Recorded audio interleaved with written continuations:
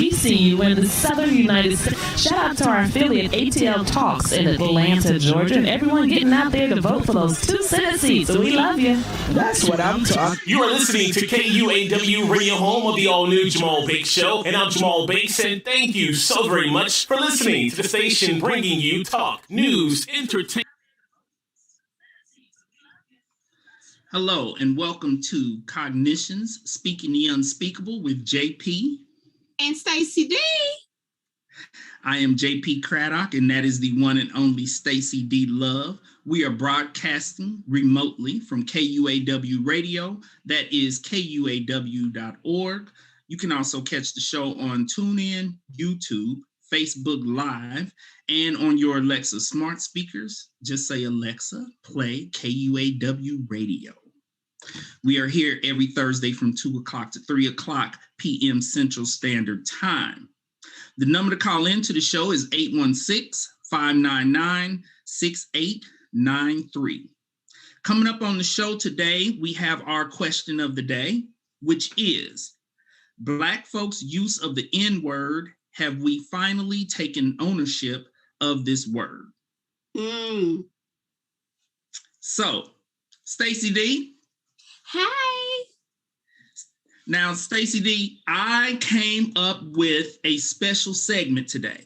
We usually start the show with a check-in where, Stacey D checks in on how things are going, to give the audience a chance to get to know Stacey D, and then I do my check-in. Well, listeners, if you have noticed, Stacey D has not been doing check-ins. She has just been giving us her take on certain news stories. So today I came up with a special segment called Embracing Stacey D.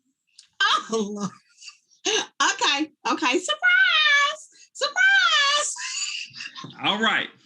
Okay. This is a quick little interview of Stacey D. Stacey D, you ready? We're gonna go real fast. Ready. All right. Stay ready. You stay ready. Because I sprung That's why you're doing this surprise stuff on me, because I'm always ready. I sprung it on you. Okay. Give it. Come on. What are 3 things that you love, Stacey D? God, money, and family. Okay. What are 3 things that you hate? Disloyalty, no money. Let me find out. I really do not like disloyalty again. That disloyalty just it's round up there with no money. Okay. What are 3 things that you could care less about?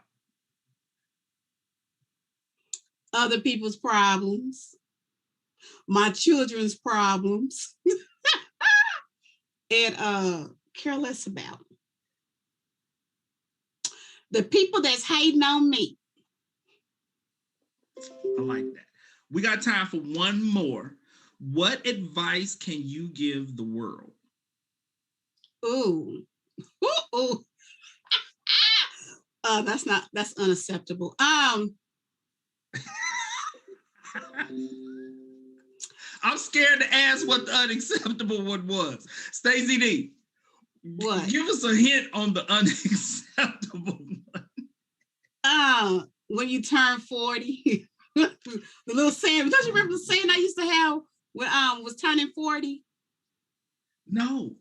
What was it? It was like 40 is like being 20 again, but you got more sense and better beds and know exactly what you want in the bed.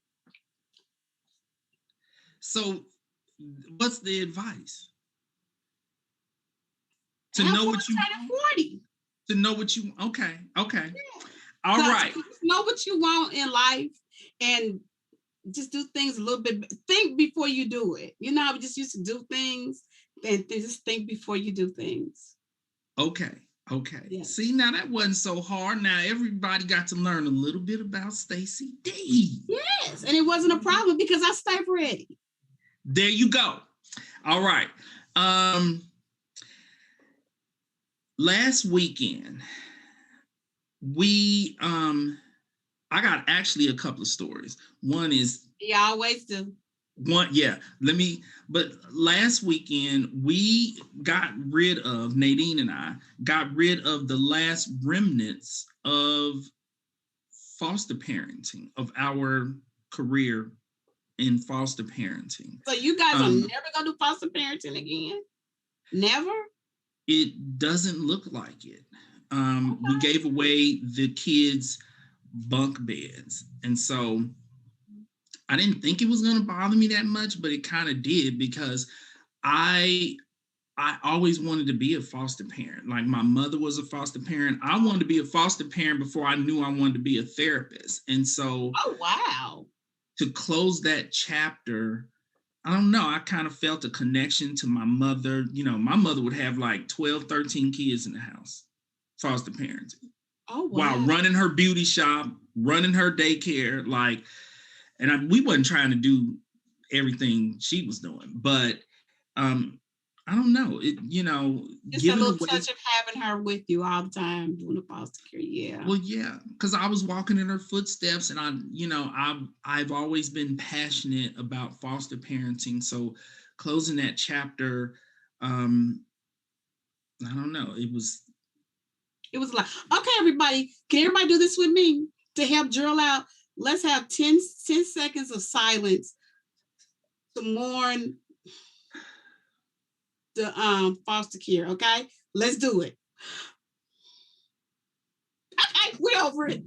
Okay, so here's the next story. My son, Win, his name is actually Ian, but the W-I in the front of his name stands for Wonderful Incredible. So that's my nickname for him, Wonderful Incredible Ian, Win. Now, I always talk about the ridiculousness of young people, okay? And he's young. His prefrontal cortex is not fully developed, okay? He's 20. So he contacts us to say, I, want to bring my new girlfriend, to town to meet you guys. Now, most people who would be doing this, I know that's sweet, right? Most people who would be doing this is like, okay, well, when? Next weekend, in a couple of weeks. He's like, we'll be there at 3:00. Okay. Mind you, I'm working from home. Nadine's working from home. Like, we home workers. Home workers. Is that a term? I'd probably just made up a term. Okay, you got office workers. Because you're an author now. So when you become an author, you can just make up all type of words. So I'll put that in my next book. We home workers. We're trying to work, juggle having Sasha here while we're working. Okay, we got a 2-year-old and he's showing up. Cool, whatever, because I'm like, whatever.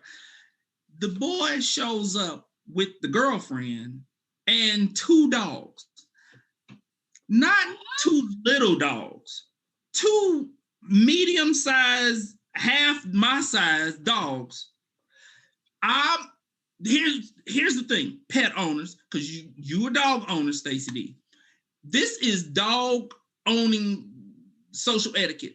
Do not show up at people's houses with 2 dogs, big dogs, and they just running all over the house. Like, everybody, here's the thing. When you show up at somebody's house, say? Huh? What did Nadine say? She was like, she didn't know what to say, because they were in our face at the time. Here is a rule for dog owners. I'm putting this out there.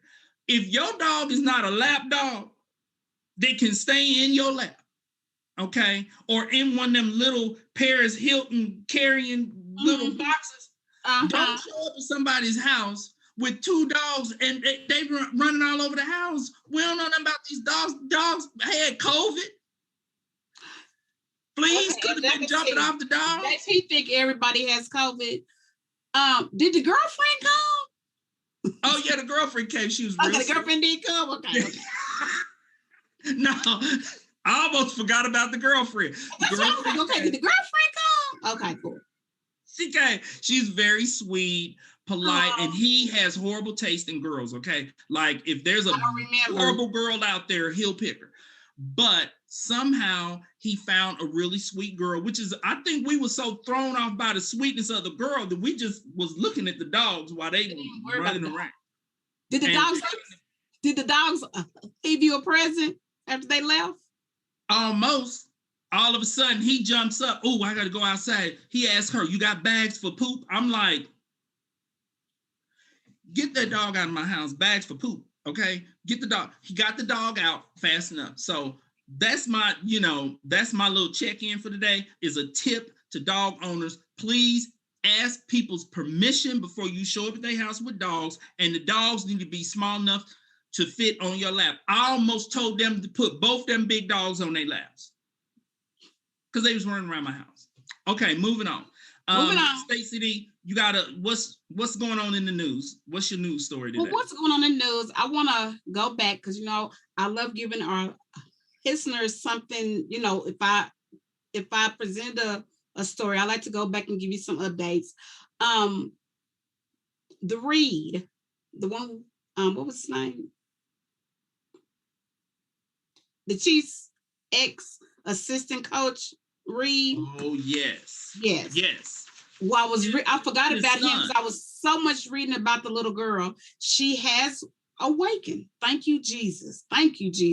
But she cannot speak and she cannot walk right now. And they are most definitely trying to get the most harshest penalty for him because she's 5 years old and her life possibility, somebody's going to take care of her for the rest of her life. This is horrible. Yeah, that's really sad. But I did want to let everybody know that she has woke up, and as of now, she can't talk and she cannot walk. And she's only 5 years old, and she's so pretty too. She's a pretty little girl. Yeah, I saw some pictures. Bless her heart. She's a doll. It's a blessing that she has come out of the coma, and most definitely. We just need to pray for her continued progress. Yes. Her and the family, most definitely. And pray that she is able to get back to being mobile and able to speak. And to be a child and experience having a child life, running around, playing, jumping off, hurting her knees, riding a bicycle. I mean, her first date, prom. It could be really sad, especially for a mother. Yeah, so we just need to pray that she continues because she's moving forward. So it is possible. I'm hoping it's possible that she can continue and that she can return with therapy, to her previous some rehab. Yes, most definitely get it back together. Okay, let's go on a happier note because I'm getting a little sad. Well, I don't know if this is happier, but this is what I want to talk about. Have you ever watched the show Basketball Wives? Yes. You have? Okay. Yes. In addressing this, I'm kind of disclosing the guilty pleasure that I watch Basketball Wives. Okay, I'm guilty. I watch basketball. I haven't watched it in a while. Are you talking about the episode they had the stripper on there? No, this latest season, they are dealing with the issue of colorism. Do you know what colorism is, Stacey D? Is that you not really identifying with your race? Well, have a problem with identifying with your race? Colorism, according to one of they're not characters because it's reality TV. One of the personalities on the show. Yeah, they are characters. They are characters. One of the personalities, you said they are characters. Characters welcome. Well, one of the personalities on the show, who is a character, she is accusing the other ladies on the show of colorism. And so my initial response was, here we go with another ism. Colorism is within the race. It is when Black folks are discriminating against other Black folks based upon their complexion. Yeah, they're shiny. And she said also, she has experienced colorism because the other ladies on the show have rejected her because of her African features, because she is originally from Africa. Her parents migrated here. Here's the thing. One of the things I want to say is we have enough hate in the world without coming up with something new. Colorism is basically racism within the race. Okay. Right. So if you are experiencing racism from a white person, you call it racism. If it's from a Black person, you call it colorism. The problem is she is accusing other ladies on the show who are the same complexion as her or darker. And she is not citing any evidence to support her claim of colorism. So she's saying that, Evelyn on the show and Kristen on the show, she's saying that they have been colorist, okay? You just make up another word. No, she made it up. She made it up. And that's what bothered She's me. not an author. She cannot make it up.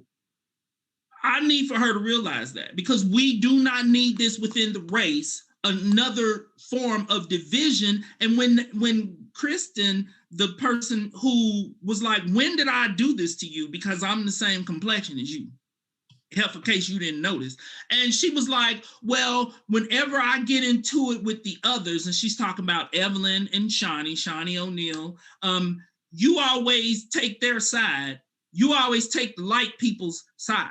Well, she's not taking their side because they're light-skinned. She's taking their side because she's friends with them and she agrees with them. But when you sit there and on national TV accuse a Black person of being racist within the show, within our race, and calling it colorism and being a colorist, you need to back that up with some evidence that supports your statement. What is really going on that show? These people are not racist against this woman because she's chocolate brown. And they're not racist or colorist against her because of her African features. They think she's ugly. That's it. And that's what they said. And I'm not saying that it's ugly okay. In the inside or the outside? Both. Both. Because she is a bit of a handful on the show. If you watch it, she is a bit of a handful. But my thing is, watching a few seasons. This, you need to watch it. That was Housewives of Atlanta when they had the stripper on there. Okay, sorry, I was having a moment. Basically, you mix it up all your reality shows. I know, because I don't really watch them that often. Stacey D. I don't have time. I'm sorry. Okay. Better. But tonight I'm gonna watch it. Okay. You need to watch it. My point is this. If I'm not saying there, I agree with Shani too. She's the owner of everything. You're doggone right. I'm gonna agree with her. Well, and the women on the show, Basketball Wives does have some beautiful women on that show. Okay. And the women she's accusing, they are beautiful. And I'm not saying it's okay for them to pass judgment on another person who they have deemed to be ugly. But what I am saying is, if somebody calls you ugly, do not accuse them of colorism unless they have addressed your complexion or your African features. They just think she's ugly. That's it. And her name is what? Because I'm going to Google her. The one making the accusations, like there's lawsuits stemming from this, because apparently Evelyn filed a lawsuit against her for slander. Let me tell you about Evelyn. She'll sue everybody. I do remember that about her. I don't blame her. You can't call. Listen, she said that Evelyn, who is basically a Black Puerto Rican, she's saying that she's not a Black Puerto Rican and da-da-da-da. The bottom line is this. I just think that's foul to put that out there. And us as a people, we do not need that. I don't agree with Black folks playing the race card against white folks, and they do not have evidence to support it. I don't agree with that. And I don't agree with Black folks playing the race card against other Black folks, calling it colorism and saying they're being a colorist, and you can't support it with evidence. Deal with the fact that they said she's ugly. And that's it. You know what I don't like about this, Duro? Seriously. What? I have to get back, and I think it's really wrong that she has a platform right now and she's using it and being, should we call her ignorant or aggressively stupid? When you watch the show, she's aggressively stupid on the show. Like, she's violent. Now, she's not the only one to be violent on the show, but she's threatening to break noses and do all these different things. But like I said, you know, they tend to throw chairs and tables on Basketball Wives. The bottom line, though, well, they have to. That's how they get their ratings and make their money. Because they need people to watch the show. But what they don't need, what they don't need, she has a platform and she's acting ignorant with it. I don't like that. I don't like that. No, and we as a people do not need this label playing this colorism card unnecessarily. I like that. Remember that word. Stacey D, don't be using that word. No, I'm not.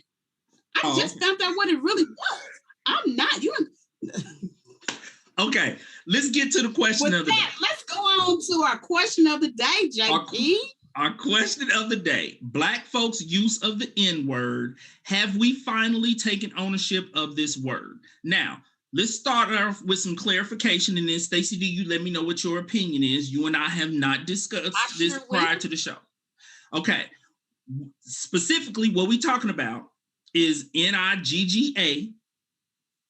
Now, there's NIGGA and then there's NIGGER. And one of my kid clients said, he said the N-word with a hard R.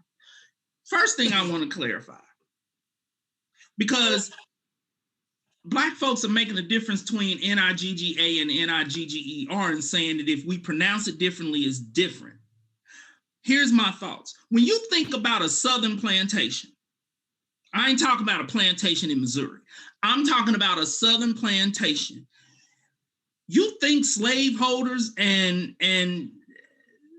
folks involved in the enslavement of our people were taking the time to enunciate and put ER on the end of the word? When Black folks say NIGGA, it's sounding the same way that some antebellum slaveholder said it down in the dirty South back in the day. I sincerely doubt that they were being articulate in how they pronounce this word. So I don't think there's a difference based upon the pronunciation, okay? I also don't think that you can change the definition of a word by mispronouncing it. You're just using bad grammar. For example, tell me this, Stacey D. If two people walk in your house right now and they both pull out guns and one says, I'm about to pull the trigger with a hard R, and the other says, I'm about to pull the trigger, you mean to tell me you only gonna be scared of one of them fools? Nah, I'm gonna get both of them. But they're gonna feel my when they say I'm about, it's gonna already be over with. So it's not gonna matter that one of them is saying trigger and the other is saying trigger. Yeah, it's not gonna matter. It's the same. Right. This is a word that was invented by slaveholders to dehumanize us as a people. I do not see the need to even try to take ownership of a word that was invented to dehumanize us, to separate us from them and who they were so that they could sanction enslaving us and all the other horrendous, torturous things that they engaged in. I don't know why we feel a need to try to take ownership of this word. So now, what did the Webster say about that word? How did it come? You know, you got the Webster definition of it. This is a word that it's rooted in slavery. It's rooted in slavery because a part of enslaving our African ancestors was to strip them of the pride in their heritage. And one of the ways to do that, you're not going to refer to someone you're enslaving as an African prince or princess. You are going to come up with words that dehumanize them. And so I just feel like, you know, oftentimes our people say, well, I'm pronouncing it differently and we taking ownership of this word, but just because you pronounce something different doesn't make it different. You can't take ownership of something that belongs to someone else. Somebody can steal my car and drive it to California and paint it a different color and file off the serial numbers, but that's still my car. Just because you have made it look different or sound different does not mean that you have taken ownership of it, and the history of it is still there when it comes to this word. And so those are my thoughts on it. So I don't think we can take ownership of a word that is rooted in hate. Okay, JP. So what are your thoughts? Whenever you give me whenever we discuss the question of the day, I actually go out and ask other people, how do they feel about things and everything? And I got like a 50-50 on how everybody was feeling. And I was talking to men and women. I talked to this very, very professional man. He's an engineer. Then I also talked to a doctor. And both of them both of them are Black.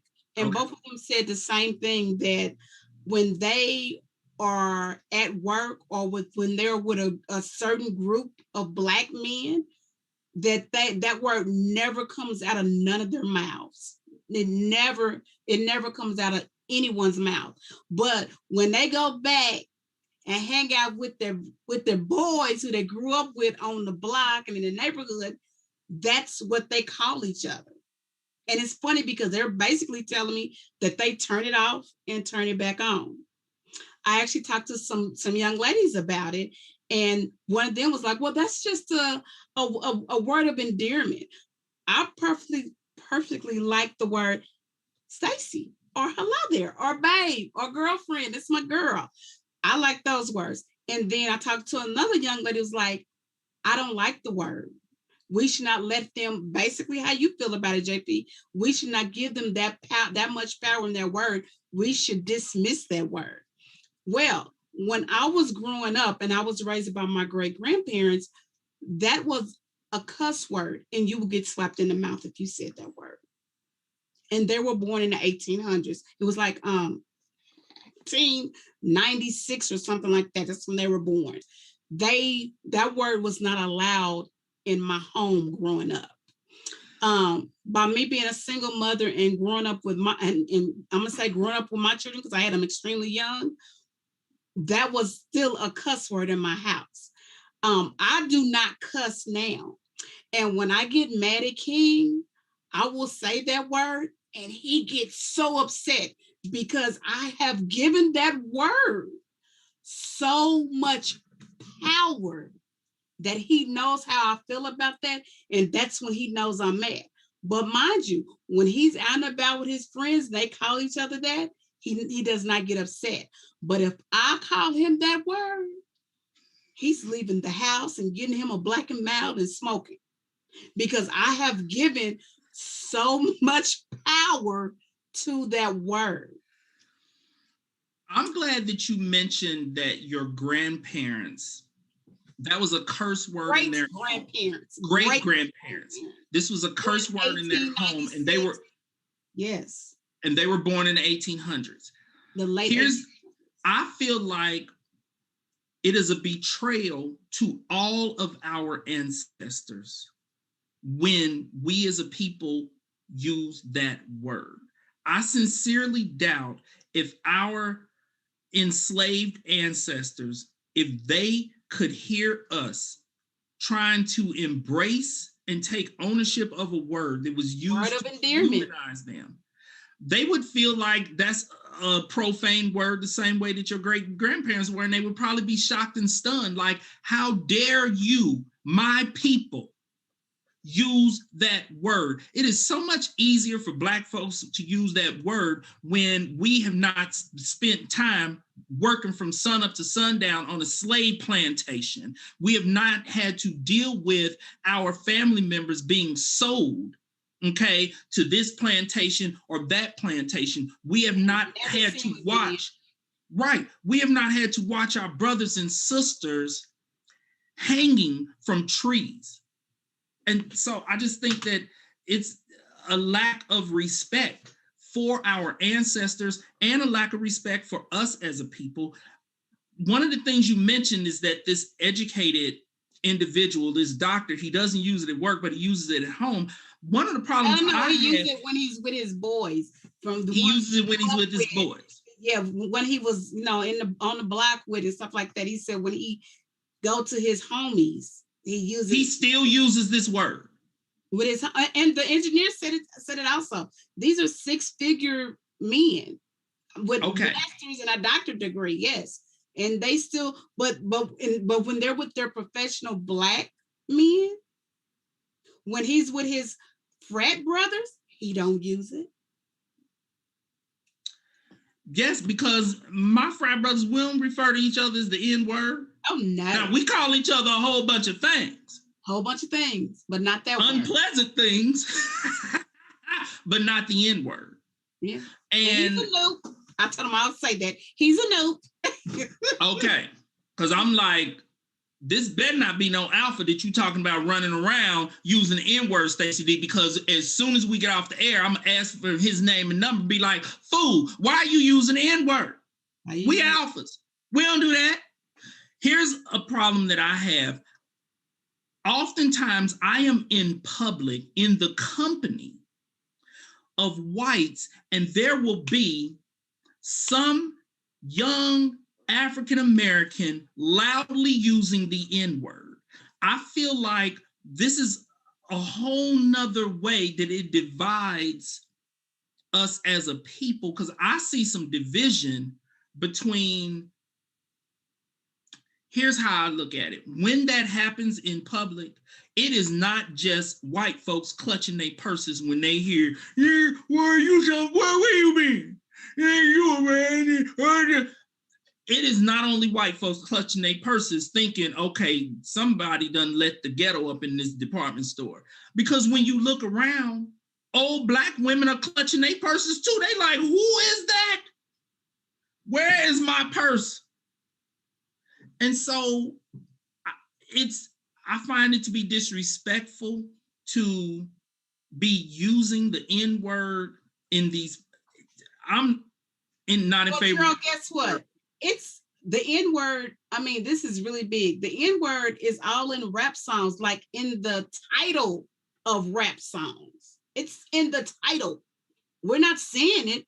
It's in the title of rap songs. Yes, because it has become so widely used that it's to the point that people are just using it out in public, and it has expanded beyond our people, because you have white kids that use it with their Black friends. You have Hispanic kids who use it with each other and with their Black friends.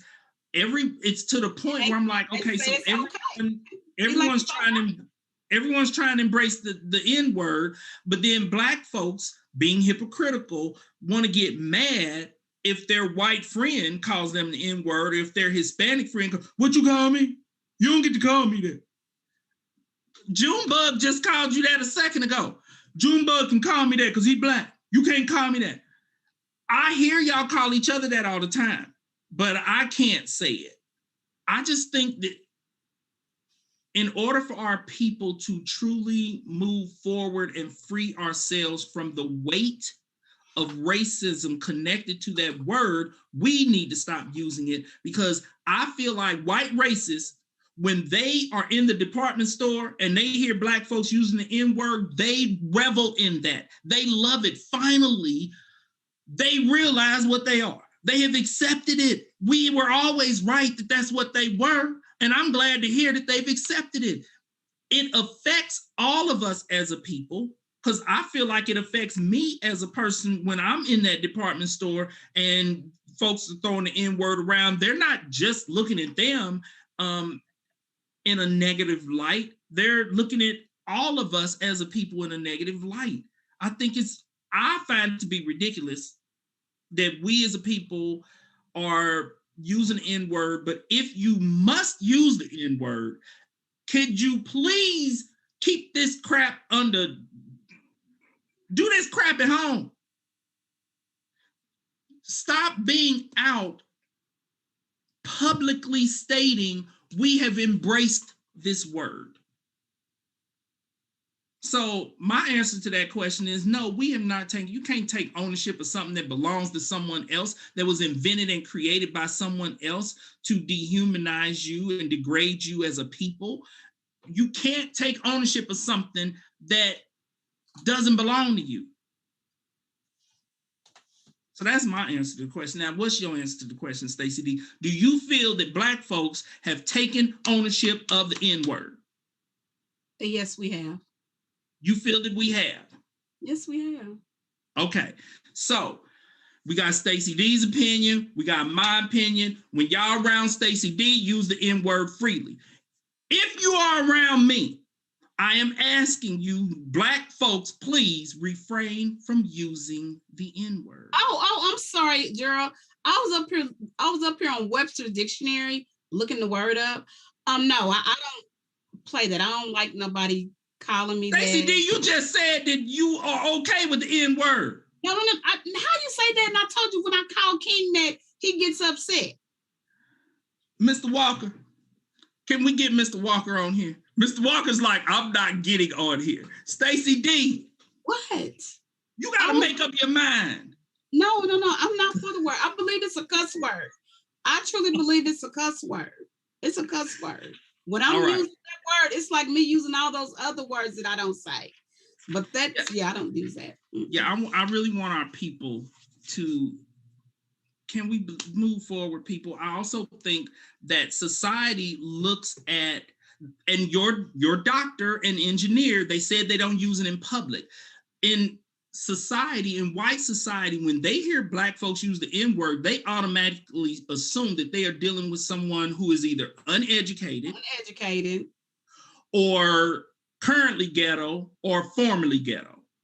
So I think it also kind of separates us as a people in how people look at us, you know, because even if doctors and engineers and Barack Obama are using the N-word, which I sincerely doubt that Barack Obama is using the N-word, but even if they are, educated folks are not out in public at least using the N-word. I just wish that it would just not be used at all.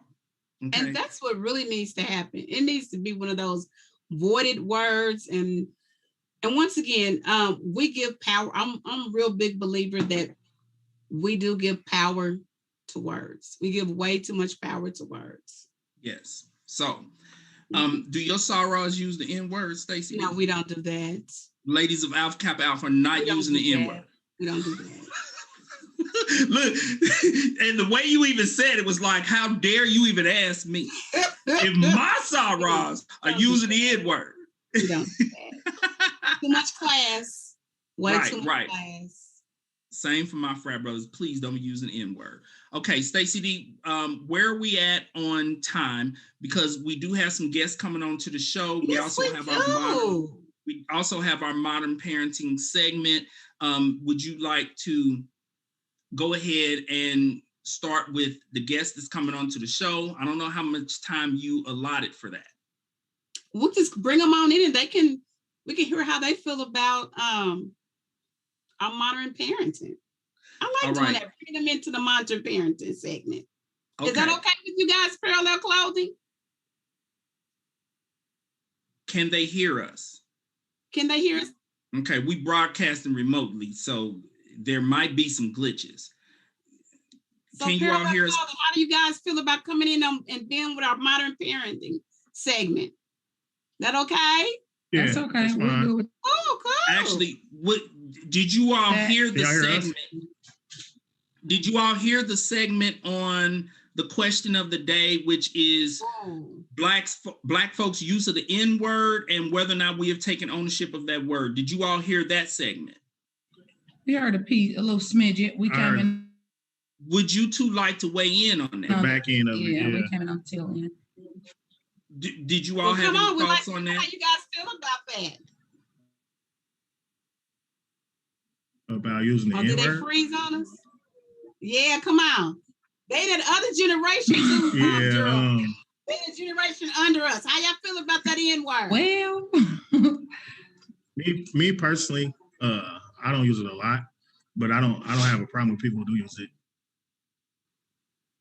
It's just, to me, it's just a formative expression. I don't feel like it has power over anything. We give the word too much power.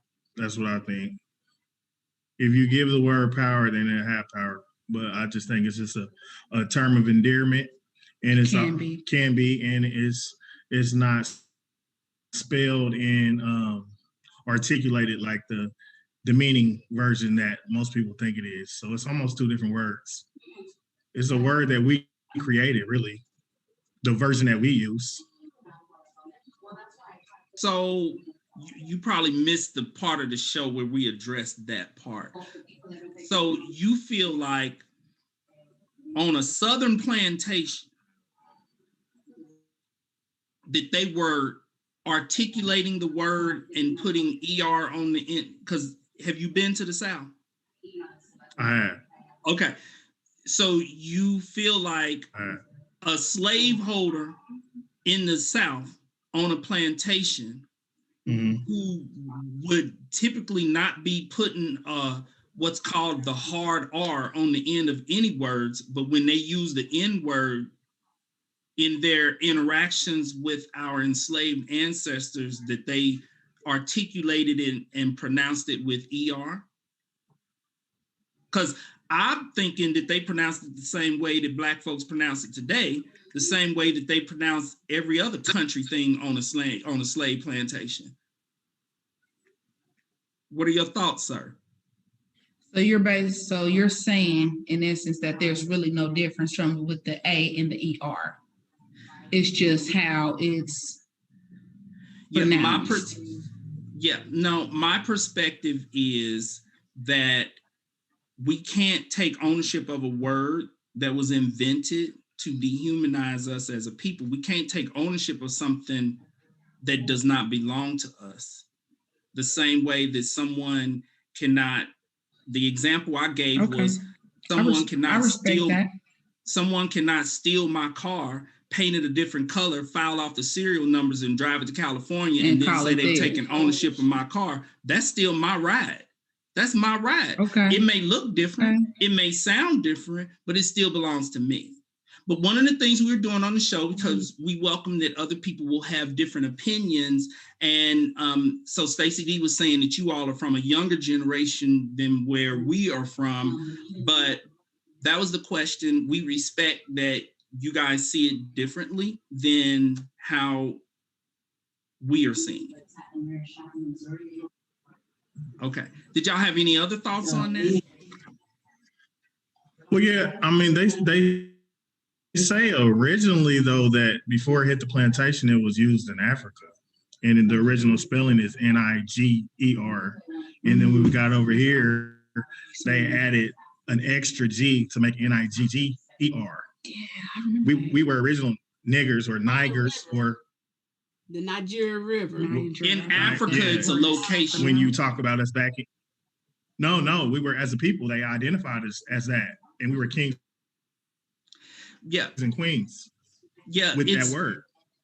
When it's attached to a location, kind of how people from Kansas are called Kansans, that's different than what slaveholders did with the word. So using the location Niger and attaching it to a people in Africa is not the same as the dehumanizing verbiage that a slaveholder used in assigning that word to our ancestors. Yeah, they took a good word and just really try to make it to negative. That's how, Right. They took a good word that meant prideful things, and another culture took it and just slammed it down. I mean, that's just really how, and that's what they do with a lot of things that deals with us. Yeah, you can't enslave a people without stripping them of all honor and heritage and everything. You have to totally, for sure. It's the total destruction of the psyche and the total destruction of anything that they gain pride from. That's the key to how they enslaved our people. Plus, they had power, weapons, and all these other things. All right. Well, going on to our let's talk minority about. business. Yes, let's talk about the business. Let's talk about the business. Today we have Parallel Clothing. They are an apparel line that sells activewear, t-shirts, hoodies, crews, joggers, baseball caps, sweatshirts, jackets, beanies, duffel bags. And guess what? They have incorporated an urban luxury line that you know, Stacey D, aka Full Fig, gonna have to get some. Because you know how my Dukes love being fly. Yes. So give us a You always come through. Yes, I am. I know exactly where you are. So how did you start your business? It's glitching a little bit. Can you repeat that question? I said, yes. So how did you guys start your business? What was the mind behind it? I mean, was it like you seen, oh, I like that. I want to put my street on it. Tell me how'd you get the vision? Where'd you get the vision? Well, actually, it kind of started almost accidentally, more so. I was looking for a way to implement our culture, our city, our traditions into fashion and apparel because, you know, it's always, I love New York. You know, of course, Nipsey had, you know, the Marathon line with Crenshaw. You got Chicago lines, you got Detroit lines. Okay. And you didn't really have nothing. I'm not even going to say Kansas City based. I'll say just Wyandotte County based. That's where I'm from, to be more specific. So I wanted something to represent, you know, my side of the Kansas City spectrum, because we have some special and some magnificent people over here who are also visionaries and do great things. So we just wanted to represent the people of Wyandotte because, I mean, there's great people in Wyandotte all across the country, all across the world. And there's always a dark cloud around Wyandotte, but we're trying to change the narrative on that. Like I said, we got intelligent people.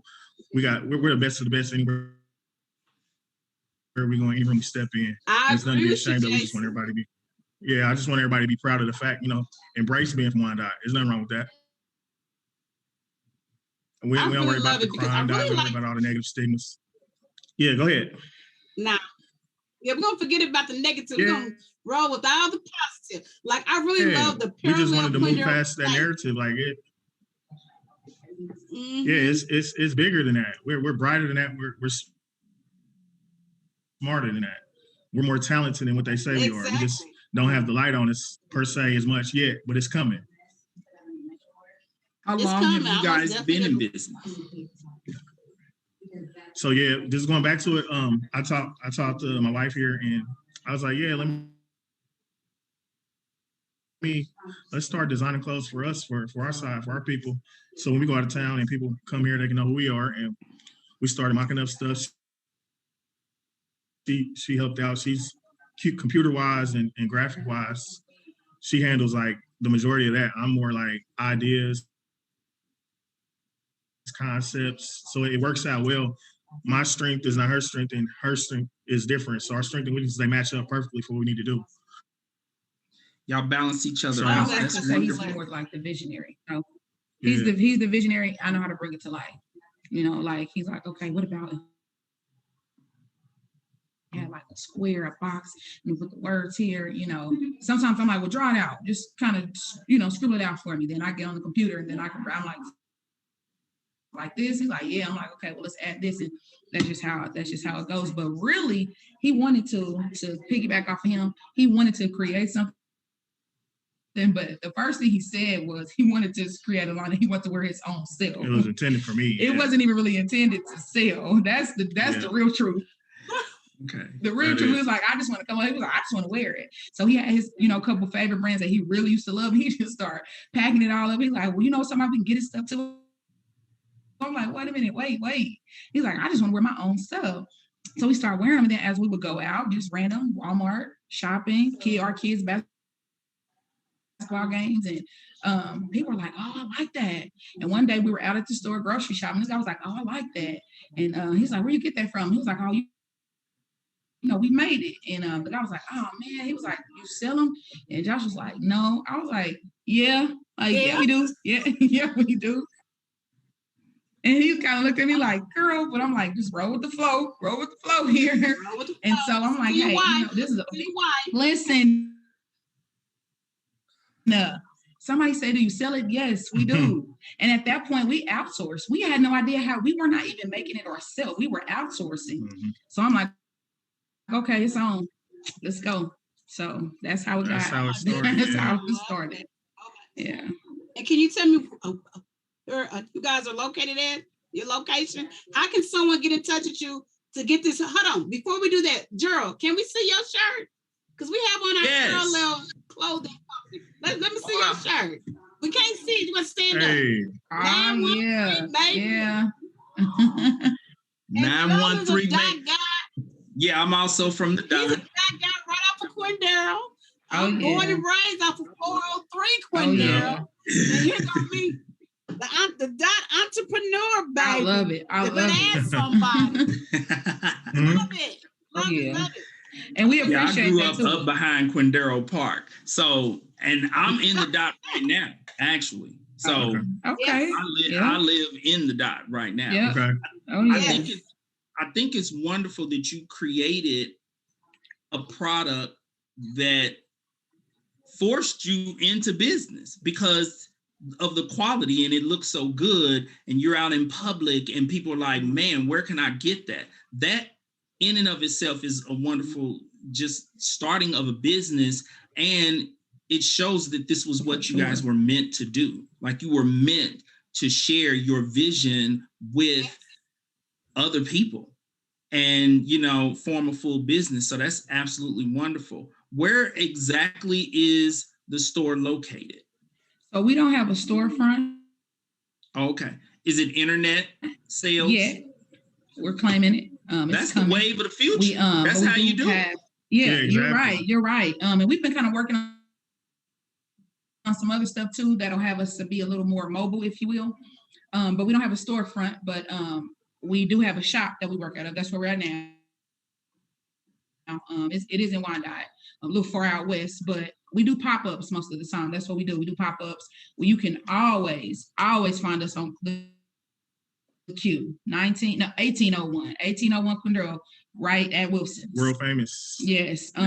That's our spot. I don't care how big this gets because it will continue to grow. We're claiming that. If it's a national brand, if it's a global brand, you can still find us at 1801. Always. Quindaro Boulevard, yeah. Mr. Wilson, shout out to Mr. Wilson. He's just the best. Hey, Gary. Yeah. And can you share we just love him. Like he has been such a blessing to us in our business. But that's where we are. We do pop-ups there all the time. It's a nice little area on the side of Wilson's Pizza. So we pop up there almost every weekend, especially when the weather is nice. Can you share your website address with our listeners also so that people can, have the option of catching y'all at a pop-up, or anyone who's listening in Texas can also, order some of the website. Oh, for sure. Website, Instagram, Facebook. So the website is www.parallelclothingco.com. If you can also find us on Instagram at parallelclothingco_. You can also find us on Facebook at Parallel Clothing Co.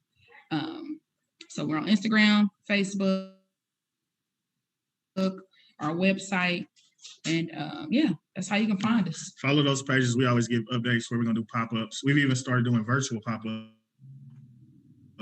Just adjusting to the climate of COVID and just trying to find other ways so we can keep 6 feet of distance. So we brought it out to virtual pop-ups. So we'll do exclusive items on those nights as well. We do sales on those nights. We're random. We don't really, you never know when we might drop an exclusive drop, or we might just throw some things on sale. You just got to follow the pages and follow along. Oh, wow. I just love this. I love this business. I love it that it's a husband and wife thing. Hey, I Right. know how I feel about that. And guess what? I know all them when they was little bitty kids. Yes. It is such a blessing to see y'all just grow up and just come entrepreneurs like Thank this. you. Sure. It is such a good, it's such a good feeling. Thank you. Yeah. Well, thank you guys for coming. JP, you have anything Thank else you you for want to having add? us. Yeah, I just want to say that we do this segment on the show because we want to inspire and encourage our people to be entrepreneurs and to support each other in that entrepreneurial spirit. And so I think it is absolutely wonderful that you guys are doing this. Your product looks great. Thank And you. I think it's good quality. Thank you. It is. Yeah, I mean, this ain't a cheap T-shirt. Thank you. We're glad you That's like what we it. pride ourselves on. We want to have quality merchandise. Yeah. Yes, Just because it's high, from a small business and it's Black owned, exactly that doesn't mean the quality's not there. right. It is Like we high don't go, quality. when we're getting our merchandise, we don't always go for that shirt. That's the cheapest. We want people all winter long. People have been telling us our hoodies are their favorite hoodies, their go-to hoodies. And that makes us feel good because we really take pride in making sure it's good quality. It feels good. My mom always told me, if you look good, you feel good. So, we really want to put out good quality products. So, Well, I just want to We're say, not cutting any corners as far as quality is concerned. No. right. And I just want to say, as soon as I got it, my first thought was, this is good quality. Like, it's great quality. It's well made. Thank you. That is wonderful. I think you guys are going to be an inspiration to other young, because we're going to have some teenage entrepreneurs on the show also. And so it's, it's businesses like you all's that is an inspiration to our young people who are wanting to start their own businesses. So I just want to thank you for coming on the show, for, sharing with us and with our audience about your product. And we wish you guys the utmost in success in moving forward. Yes, most definitely. Thank you. And I'll add just one more thing. I know you said, speaking of the teenage entrepreneurs, if ever, you all, need us to come somewhere to speak. Yeah, absolutely. Give some little give tidbits. A story or a testimony. We can help out with any young entrepreneurs. Give some little nuggets along the way, because we have some people who have done the same for us. Even the shop we're in right now, it was a blessing for us to be here. So somebody helped us along the way. We didn't do this on our own. Shout out to TCW, Taste Creative Ways. Shout out to her. Shout out to Mr. Wilson. There were some people who gave us some nuggets along the way because we didn't know what we were doing. Yeah. We didn't know. There was somebody who said, hey, I'll teach you. So we don't mind. And speaking of that, in our household, our motto is, you go to school. Somebody taught me, you go to school and you get a good job. But our motto is, you go to school and you beat the job. So we're teaching we have a 14-year-old daughter who's an entrepreneur as well. Shout out to K-Pop Shades. That's what I'm wearing now. Yeah. Oh, he's wearing some. K-pop. He's wearing some right now. She's my stylist for my sunglasses. So anytime you see my sunglasses on, K-Pop Shades, my daughter styles the sunglasses. We'll plug her, www.k-popshades.com. Yeah. So check her out. Right. Yes. All right. Well, all right. Thanks you all for joining us. Go ahead, Stacey. JP and Stacey D. Thank you for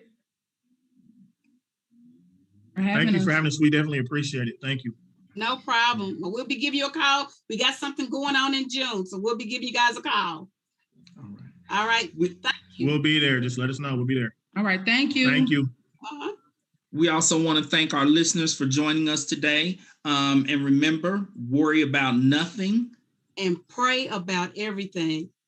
God bless and take care. Bye-bye.